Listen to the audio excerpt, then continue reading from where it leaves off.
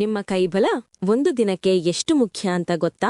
ನೀವು ಜಾರ್ ಮುಚ್ಚಳ ತೆಗಿಬೇಕಾ, ಜಿಮ್ನಲ್ಲಿ ಭಾರ ಎತ್ತಬೇಕಾ ಅಥವಾ ದಿನವಿಡೀ ಕಂಪ್ಯೂಟರ್ನಲ್ಲಿ ಕೆಲಸ ಮಾಡ್ಬೇಕಾ? ನಮ್ಮ ಕೈಗಳಿಗೊಂದು ಸೂಪರ್ ಪವರ್ ಬೇಕು. ಇಂದಿನ ಟೆನ್ಷನ್ ಲೈಫ್ನಲ್ಲಿ ಕೈಗಳ ಸ್ನಾಯುಗಳ ಜೊತೆ ನಿಮ್ಮ ಮನಸ್ಸಿನ ಒತ್ತಡವನ್ನು ಕಮ್ಮಿ ಮಾಡುವ ಒಂದು ಸೀಕ್ರೆಟ್ ಟೂಲ್ ಬಗ್ಗೆ ಹೇಳ್ತೀವಿ. ವಿಡಿಯೋ ಕೊನೆವರೆಗೂ ನೋಡಿ. ಈ ವಿಡಿಯೋ ಯಾರಿಗೆ? ನೀವು ಆಫೀಸ್ನಲ್ಲಿ ಕೂತು ಕೆಲಸ ಮಾಡೋವರಾಗಿದ್ರೆ, ಫಿಟ್ನೆಸ್ ಪ್ರಿಯರಾಗಿದ್ರೆ, ವಯಸ್ಸಾದವರಾಗಿದ್ರೆ ಅಥವಾ ಸಣ್ಣ ವಸ್ತುಗಳನ್ನು ಹಿಡಿಯಲು ಕಷ್ಟಪಡ್ತಿದ್ರೆ ಈ ವಿಡಿಯೋ ನಿಮಗಾಗಿ. ಈ ಹ್ಯಾಂಡ್ ಗ್ರಿಪ್ ಸ್ಟ್ರೆಂಥನರ್ ಒಂದು ಸಣ್ಣ ಸಾಧನ ಇರಬಹುದು, ಆದರೆ ಇದು ನಿಮ್ಮ ಒಟ್ಟಾರೆ ಆರೋಗ್ಯ ಮತ್ತು ಮಾನಸಿಕ ಶಾಂತಿಗೆ ಒಂದು ದೊಡ್ಡ ಗೇಮ್ ಚೇಂಜರ್ ಆಗಬಲ್ಲದು. ಇದನ್ನು ಹೇಗೆ ಬಳಸಬೇಕು? ತುಂಬಾ ಸರಳ, ಆದರೂ ಸರಿಯಾದ ವಿಧಾನ ಮುಖ್ಯ. 1. ಸರಿಯಾದ ಹಿಡಿತ. ಸ್ಟ್ರೆಂಥನರ್ ಅನ್ನು ನಿಮ್ಮ ಅಂಗೈಯಲ್ಲಿ ಆರಾಮವಾಗಿ ಹಿಡಿದುಕೊಳ್ಳಿ. ಕೈಬೆರಳುಗಳನ್ನು ಎಷ್ಟರ ಮಟ್ಟಿಗೆ ನೀವು ಆರಾಮವಾಗಿ ಮುಚ್ಚಲು ಸಾಧ್ಯವೋ ಅಷ್ಟರ ಮಟ್ಟಿಗೆ ಮುಚ್ಚಿ. 2. ಮೆಲ್ಲನೆ ಒತ್ತಿರಿ. ಇದನ್ನು ಸಾಧ್ಯವಾದಷ್ಟು ನಿಧಾನವಾಗಿ ಬಿಗಿಯಾಗಿ ಒತ್ತಿರಿ. ನಿಮ್ಮ ತೋಳಿನ ಸ್ನಾಯುಗಳ ಮೇಲೆ ಒತ್ತಡ ಬೀಳುವುದನ್ನು ಗಮನಿಸಿ. 3. ಹಿಡಿದುಕೊಳ್ಳಿ. ಪೂರ್ತಿಯಾಗಿ ಒತ್ತಿದ ನಂತರ 3 ರಿಂದ 5 ಸೆಕೆಂಡುಗಳ ಕಾಲ ಹಾಗೆಯೇ ಹಿಡಿದುಕೊಳ್ಳಿ. ಈ ಸ್ಥಿರ ಹಿಡಿತವೇ ನಿಮ್ಮ ಶಕ್ತಿಯನ್ನು ಹೆಚ್ಚಿಸುತ್ತೆ. 4. ಬಿಡುಗಡೆ ಮಾಡಿ ನಿಧಾನವಾಗಿ. ಮತ್ತೆ ನಿಧಾನವಾಗಿ ನಿಮ್ಮ ಕೈಯನ್ನು ಸಡಿಲಗೊಳಿಸಿ. ತರಹುರಿ ಮಾಡಬೇಡಿ. ದಿನಚರಿ.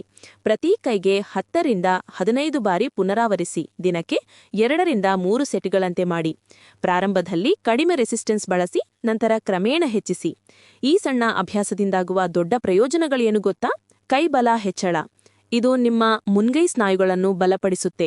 ಇದರಿಂದ ನೀವು ಭಾರ ಎತ್ತುವಾಗ, ಬೈಕ್ ಓಡಿಸುವಾಗ ಅಥವಾ ಮನೆ ಕೆಲಸ ಮಾಡುವಾಗ ಸುಲಭವಾಗುತ್ತೆ. ಒತ್ತಡ ಕಡಿಮೆ.